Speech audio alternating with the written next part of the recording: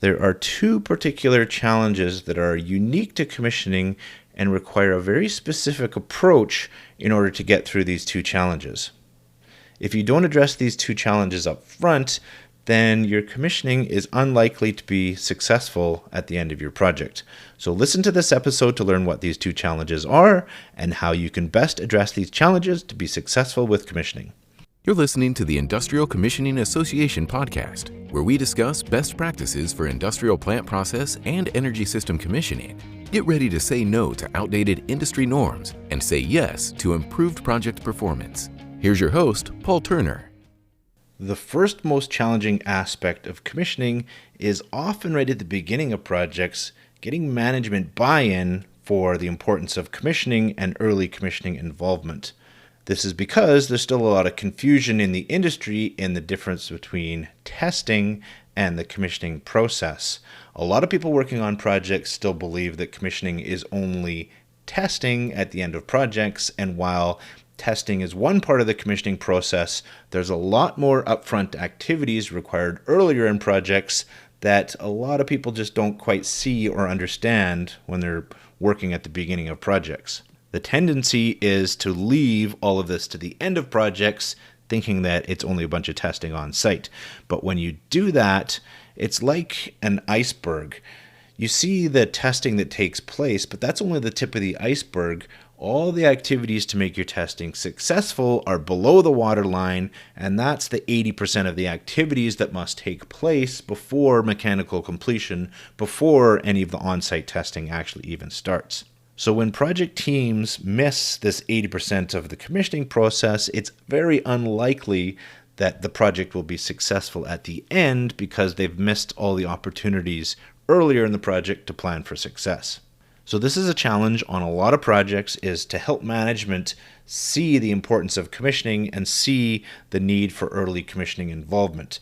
And we've got all the support you need. If you need to get buy-in for your management, we've got all the resources you need in the members area within the Industrial Commissioning Association. So in there's video presentations, there's slide decks, there's case studies, and you can use all of these resources that we're giving you to help you with some of these discussions to make the case with your management on why they need to invest in commissioning early to save time and money on projects. So be sure to get access to all these resources that we've given you here to help you with this first major challenge in commissioning, so you can get buy-in for commissioning early in your project, and then you can get on with planning for your commissioning success. So the second most challenging aspect of commissioning is the transition from construction to commissioning. And this is challenging because there's two main groups that are involved on the project, and each has a slightly different mindset about what commissioning is all about. The construction groups have, rightly so, very focused on equipment-based installations, right? Getting a pump installed to the floor, getting a transformer filled with oil, getting the piping installed, right? These are all equipment-based installations. But the mindset needs to shift as we move into commissioning towards a systems-based completion. So maybe we've got the pump installed, but we're missing the piping. That doesn't help from a system perspective because we need a whole group of equipment installed in order to do any practical testing at a subsystem or system level. What we need to establish early is a methodical approach to how projects will be completed. And the problem when commissioning people get involved in the project too late is this methodical approach hasn't been established earlier in the projects. And when commissioning shows up late, they're never very popular when they're discussing with construction groups and suggesting changes to already established construction sequences. In some cases, these changes can be accommodated, but in other cases, they can't, right? Construction planning takes a lot of effort too.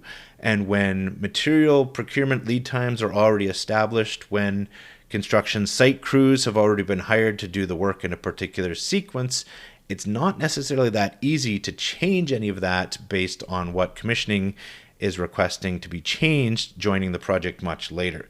It's much more efficient to have commissioning involved earlier, to have those discussions in conjunction with construction planning so we can plan the most efficient completion of construction to align with commissioning. This mindset shift from equipment-based installation to systems-based completion can also be quite challenging because the thought process from construction groups can often be, well, 99% is complete. That's good enough, right? But that may not actually be the case. Each item that's outstanding needs to be reviewed on a case-by-case basis.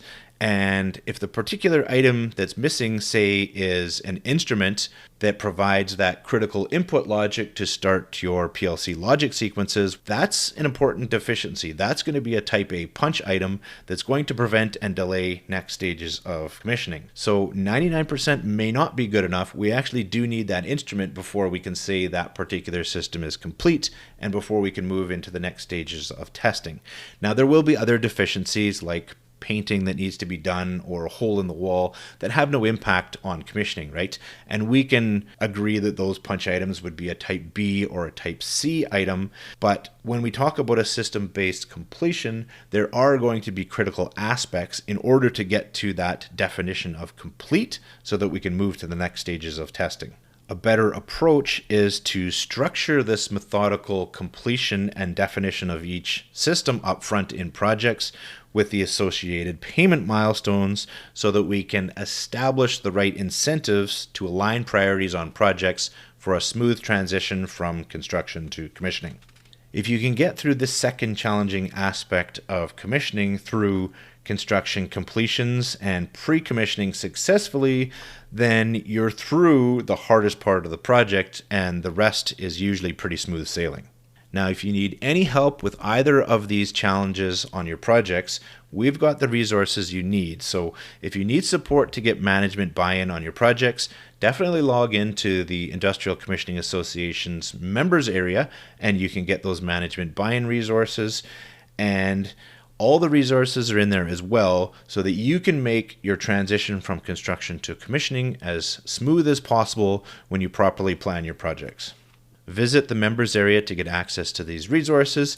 And if you want to become a member of the Industrial Commissioning Association, you can do so at icxa.net/join.